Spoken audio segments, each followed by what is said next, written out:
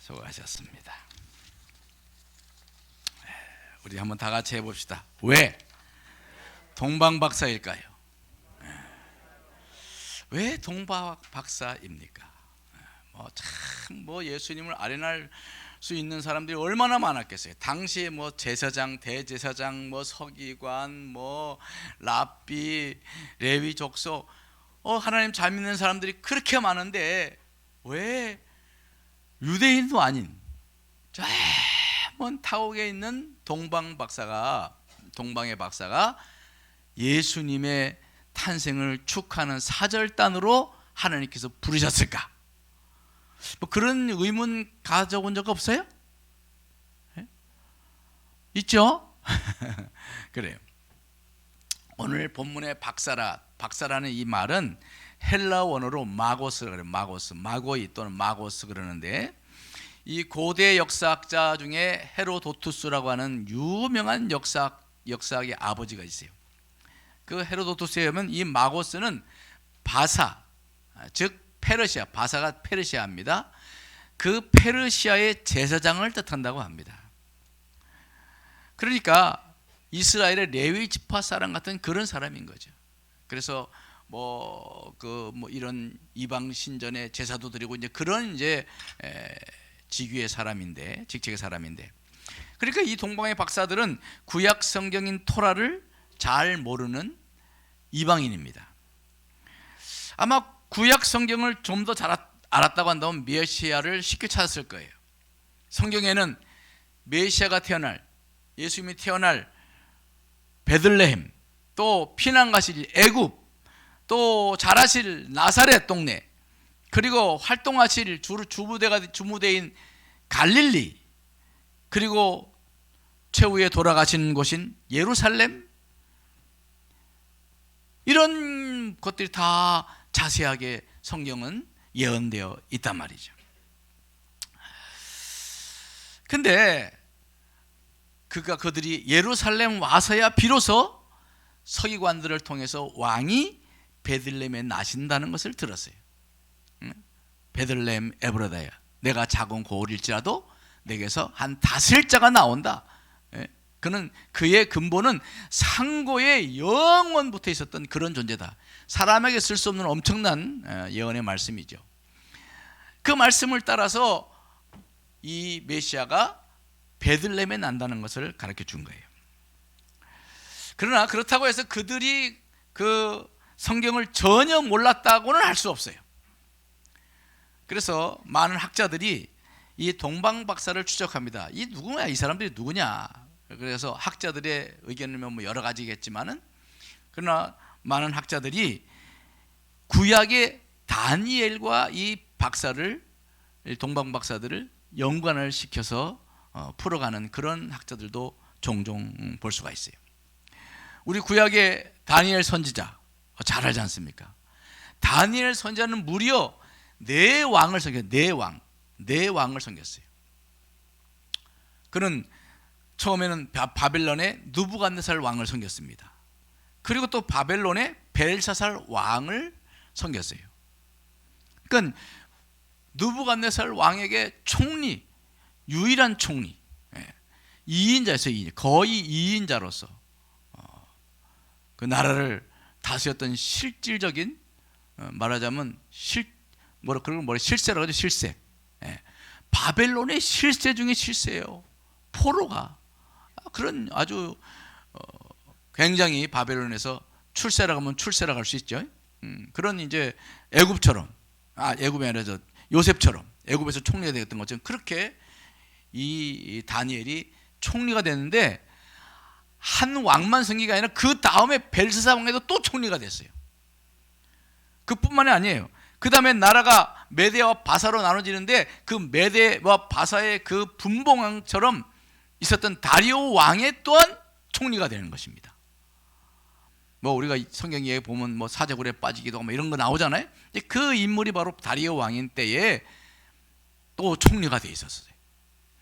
그 다음에는 마지막으로는 페르시아의 왕인 바사왕 고레스, 페르시아의 왕 고레스의 또한 또 총리 대신처럼 그렇게 섬겼던 사람이 바로 이 다니엘이라고 하는 선지자예요. 무려 4왕 밑에서 총리를 하신 분이에요. 그런 다니엘은 어떤 분이었어요? 그는 하루에 3번 고향 예루살렘을 향하여서 3번씩 창문을 열고 기도했던 사람이 다니엘이에요. 목숨을 걸고 기도한 사람이에요. 얼마나 경건한 분이에요. 그리고 그분은 말씀의 지식과 지혜가 뛰어나신 분이에요. 그랬으니 그 밑에 얼마나 많은 제자가 있었겠냐는 거예요. 다니엘이 무려 4대에 걸친 왕들을 섬기면서 수많은 사람들을 교육하고 훈련하고 제자 훈련을 시켰지 않았겠냐는 거예요. 여러분 같으면 그랬겠어요? 안 그랬겠어요?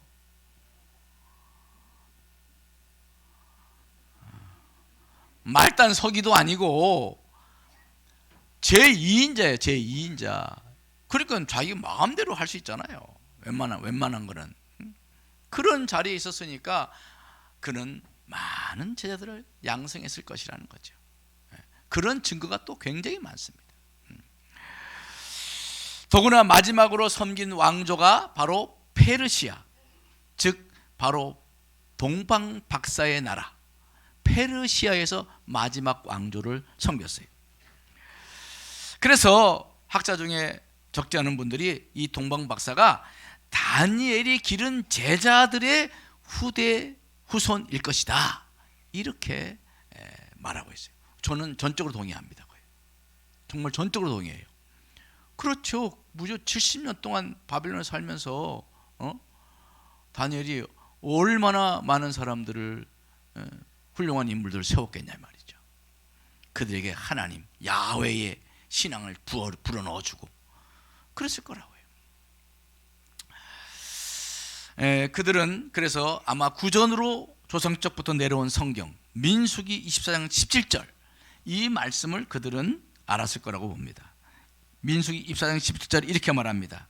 내가 그를 보아도 이때의 일이 아니며 내가 그를 바라보아도 가까운 일이 아니로다. 한 별이 야곱에게서 나오며 한 별이 이스라엘에게서 일어나서, 이런 말씀이 민수기에 나와요. 그래서 그 말씀을 아마 쫓아서 점성학자들, 그리고 학자들은 그 옛날 고대 시대는 대부분 다 학자라 그러면 점성술, 점성학자들이었어요. 별을 보고 연구하고 별을 보고 무슨 운명을 바라보고 예상하고 그런 일이죠.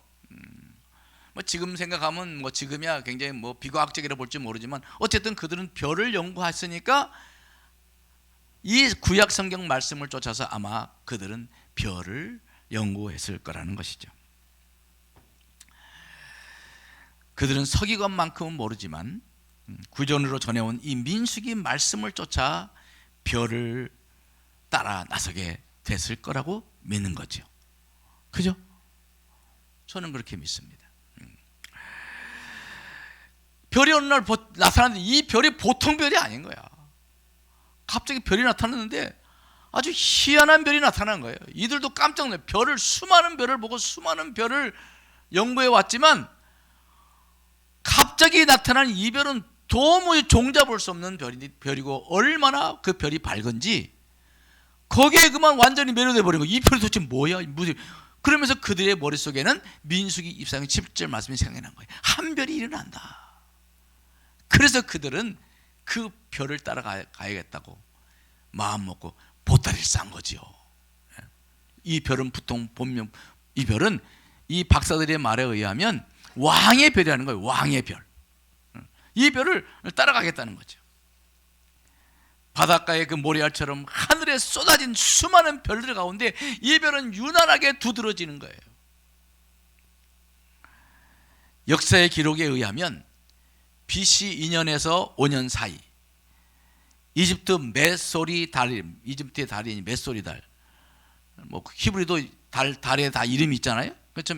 이집트에도 메소리 달이 있는데 메소리 월이죠. 메소리 월 첫날에 우리 중국과 한국에서는 천랑성이라고 불리는 시리우스라고 하는 별이 나타났습니다. 근데 이 별이 얼마나 밝은지 태양이 뜨는 때에 함께 떠서 대단하게 찬란하게 빛이 났었다는 것이죠. 낮에 태양이 뜨는 그때, 동이 도울 때 그 별이 아주 밝게 빛이 났다는 거예요. 우리나라에서는 천랑성이라고 부르는데 그건 이제 영어로 시리우스라는 별인데, 그 별이 BC 2세기에서 5세기 사이에 떴다는 거예요. 우리나라도 그런 기록이 있습니다. 김부식이의 삼국사기, 우리 삼국사기 잘 알지 않습니까? 삼국사기 제1권에 보면 박혁것의 54년에 하늘의 혜성, 즉 큰 별이 나타났다는 기록이 있습니다. 그런데 이 박혁것의 54년은 오늘날로 이 AD, BC로 계산하면 BC 약 4년에 해당한다는 거예요. BC 4년. 이 성경의 원년을 조사해 보면 그 옛날 그레고리 이력, 지금 우리가 쓰는 그레고리 이력을 완성하기 할 때 계산이 잘못돼 가지고 예수님이 탄생하는 정확한 연도는 BC 4년이라는 거예요. BC 4년. 그래서 그런 역사의 기록들이 많이 있다는 거예요. 그러니까 예수님 태어날 때에 엄청난 밝은 빛이 있었다는 것이 천문학적으로도 증명이 되는 거죠. 그런데 이 별은 먼저 동방에서부터 예루살렘으로 갑니다. 그리고 또 다시 베들레헴으로 이동합니다. 그래서 나중에는 아기 예수가 태어난 마국간 위에 머물렀다고 오늘 말씀에 이야기하고 있어요. 다시 말하면 이 별은 서쪽으로 움직였다가 다시 남서쪽으로 또 진행하고 그랬다는 거죠. 결국은 지도상으로 이렇게 그려보면요, 이 별을 따라간 동방박사의 이 로정을 보면은 서쪽으로 움직였다가 남서쪽으로 가고 뭐 왔다 갔다 하는 그런 이제 그림이 그려진다는 거예요. 모든 천체가 동에서 서로 움직이는데 이 별은 그 자연 법칙과는 상관없이 움직였다는 거예요. 독특하게 움직인 거죠. 그들이 본 별은 그러니까 저 하늘에 고정되어 있는 별이 아니고 움직이는 별이었다는 거죠. 움직이는 별. 그러니까 천체의 자연적인 법칙과는 다르게 움직였던 별이라는 거예요. 결국 이 말은 그 동방박사들이 본 별은 메시아의 탄생을 알리는 하나님의 초자연적인 메시지인 줄 믿습니다. 하나님은 당신의 아들이 누이신 말구 위에 초자연적인 별을 동원해서 동방박사를 불러들였다고 밖에 볼 수 없는 것이죠. 하나님께서 그들을 부르신 거죠. 그러면 왜 이 동방박사들을 초대했을까? 아까 처음에 서두에 말한 것처럼 얼마나 그 자리에 갈 수 있는 사람이 얼마나 많은데, 대장부터 비롯해서 서기관, 거기에 서기관, 랍비들 얼마나 많은 사람이 있었겠어요. 바리새인도 있고. 그런데 그런 사람들은 아무도 택함받지 않았어요. 예수님의 이 탄생의 자리에 초대된 유일한 두 종류, 동방박사들 그리고 목자들이. 나중에는 시몬과 안나 선지자 이런 분들. 왜 동방박사들일까? 저는 한번 생각을 해봤어요. 왜 하나님이 이들을 부르셨을까? 또 목자는 왜 불렀었을까? 그런데 이 둘 사이에는 공통점이 있더라고요. 공통점. 동방박사들과 이 목자들은 공통점이 있어요. 공통점. 공통점이 뭘까요?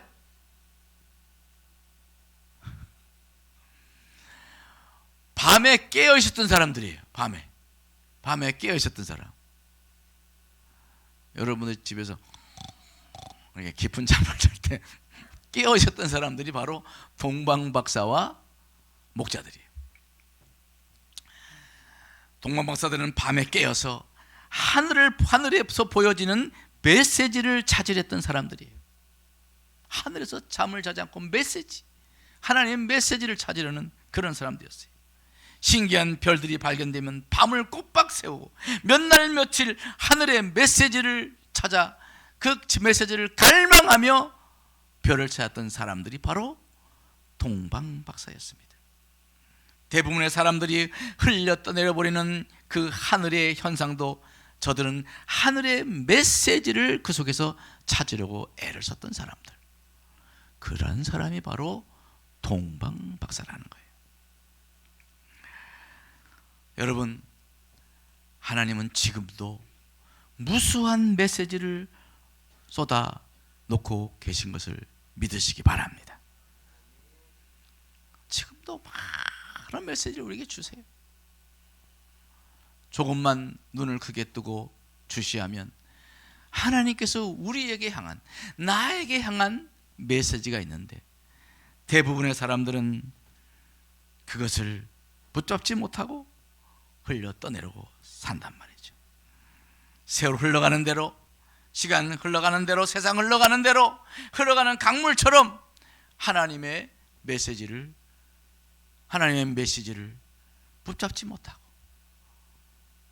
무신경하게 흘려 떠내려 버리는 그런 사람들이 얼마나 많은지 모릅니다. 사랑하는 성도 여러분, 우리는 이 성탄절에 왜 하나님께서 동방박사를 부르셨는가? 하늘을 바라보는 사람들이에요.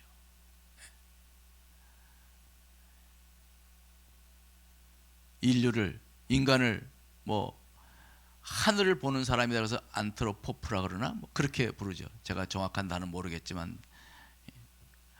안드로포프인가 그렇게. 그 뜻이 뭐냐면 위를 찾는 사람들, 이게 우리 사람의 본질이라는 거예요. 사람의 본질, 위를 찾는 사람들.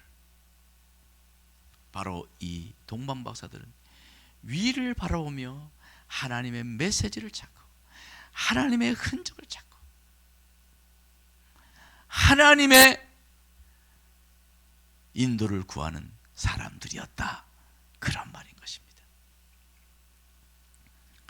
이 성탄절에도 우리는 메리 크리스마스 즐겁다고 기뻐하고 즐거워 해야죠, 물론. 그러나 그렇게 그저 분위기에 휩쓸려서 지나가는 그러한 신앙이 아니라 뭔가 하나님의 메시지를 붙잡으려는 주님의 사람이 되시기를 바랍니다. 더구나 올 한 해가 기웃기웃 넘어가는 새말입니다. 한 해가 지나가고 있어요. 이 새말에 나를 향한, 우리 교회를 향한, 그리고 이 세상을 향한 주님의 메시지가 무엇일까? 그것을 놓치지 않고 붙잡으려고 하는 치열한 영적인 싸움이 우리에게 있어야 될 줄 믿습니다. 세월을 그저 보내지 말고 이번 주가 이제 한 주간 남았어요.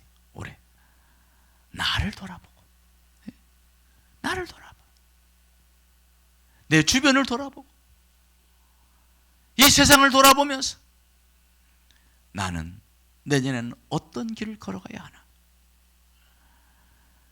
나는 무엇을 쳐다보고 살아가야 하나? 나는 땅을 쳐다보고 살아가는 사람인가? 위를 쳐다보고 살아가는 사람인가? 우리는 위를 쳐다보고 살아가는 하나님의 지혜로운 제자들로서 살아가기를 주님으로 축원합니다. 기도하겠습니다.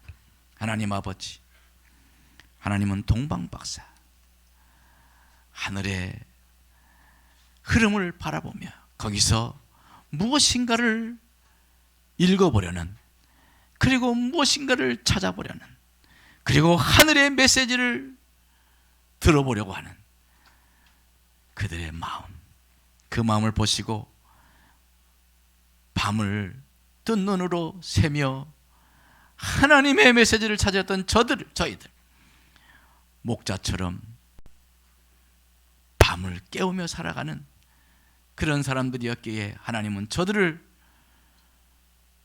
아기 예수 탄생의 자리에 초대한 줄 믿습니다. 우리도 저들처럼 주님의 음성을 들으려 하고 주님의 뜻을 쫓고 찾는 자들 되어 주님께서 당신의 영적인 축복된 자리로 이끌어 주시는 은혜가, 그 은혜를 누리는 우리 모든 하남 상곡 지체들 다 되게 하여 주시옵소서. 예수님 이름으로 기도드렸사옵나이다. 아멘.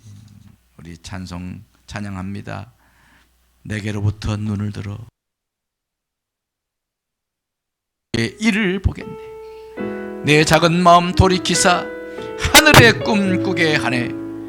주님을 볼 때 모든 시선을 주님께 드리고 살아계신 하나님을 느낄 때 내 삶은 주의 역사가 되고 하나님이 일하기 시작하네. 우리 찬양합니다.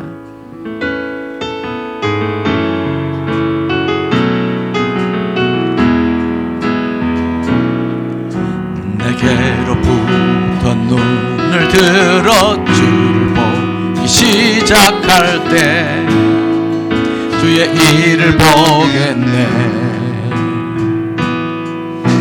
내 작은 마음 돌이키사 하늘에 꿈꾸게 하네.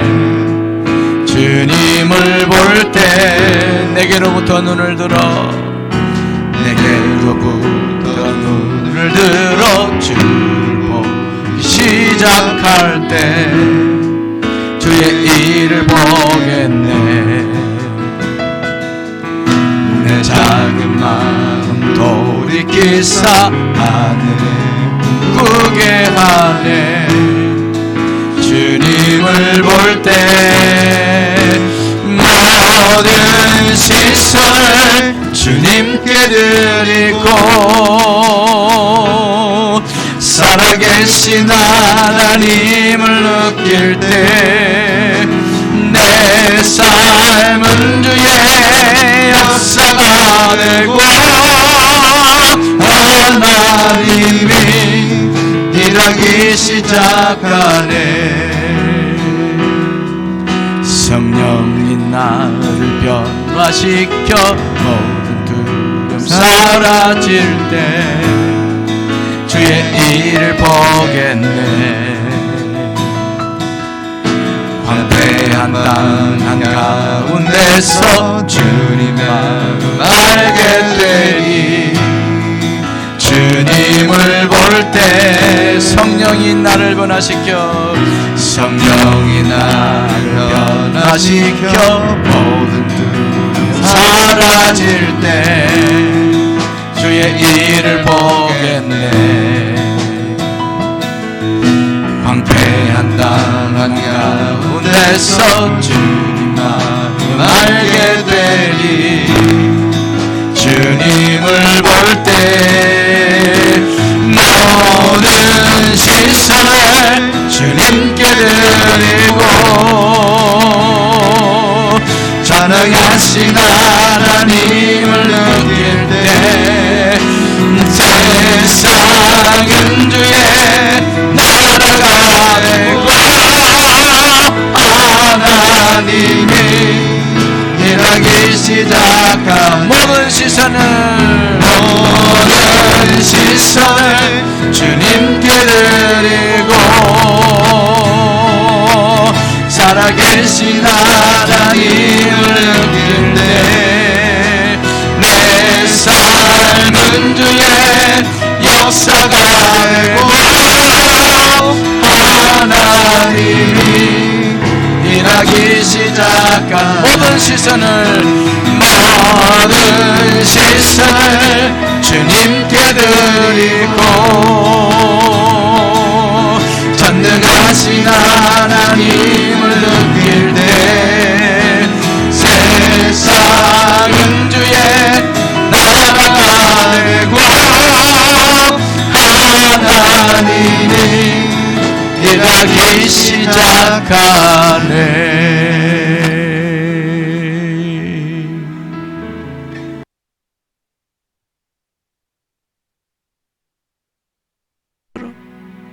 주를 보기 시작하면 주의 일이 보입니다. 하늘의 꿈을 꾸게 됩니다. 살아계신 하나님을 느낍니다. 그래서 내 삶이 주의 역사가 되고 세상은 주의 나라가 되고 하나님이 내 삶 속에서 역사하기를, 일하시기를 시작할 줄 믿습니다.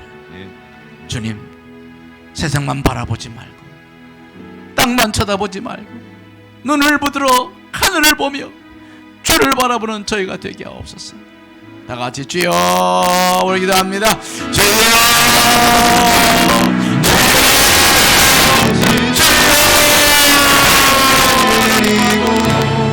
주님, 나를 바라보고 있는 살아계신 하나님 아버지, 눈을 들어 하늘을 보고 주를 바라보고 하나님의 땅에 가서 기도기는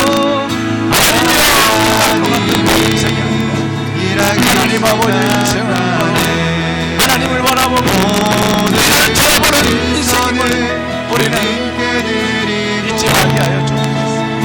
그래서 주를 바라보는 하나님의 사랑을, 하나님 아버지, 우리의 시선을 주께 하나님의 영광을 바라보면서 하나님의 메시지를 들으려고, 하나님의 뜻을 보려고, 하나님의 음성에 귀를 기울이는 하나님의 깨어있는 성도, 하나님 눈이 열려있는 성도, 귀가 열려있는 성도, 이 성탄절에 눈을 들어 하늘을 쳐다보던 동방박사처럼 우리도 주님을 쳐다보며 주님의 인도하심을 쫓아서 하나님의 말씀을 쫓아가는 저희가 되게 하여 주시옵소서.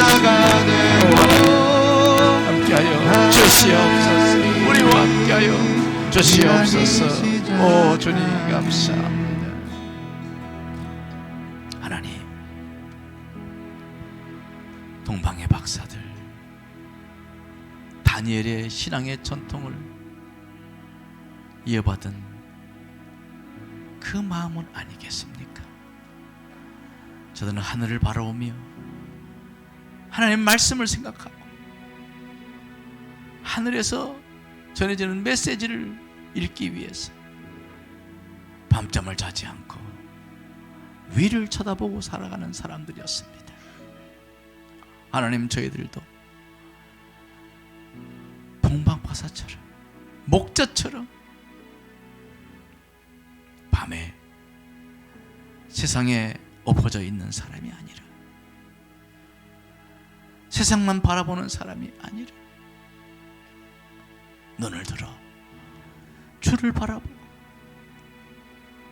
하나님의 메시지를 들여하고 하나님의 음성에 귀를 기울이고 하나님의 뜻을 생각하고 하나님이 원하시는, 나를 향하신 하나님의 뜻을 들으려는, 보려는 그런 주님의 참다운 성도가 되도록 은혜 베풀어 주시옵소서. 아멘.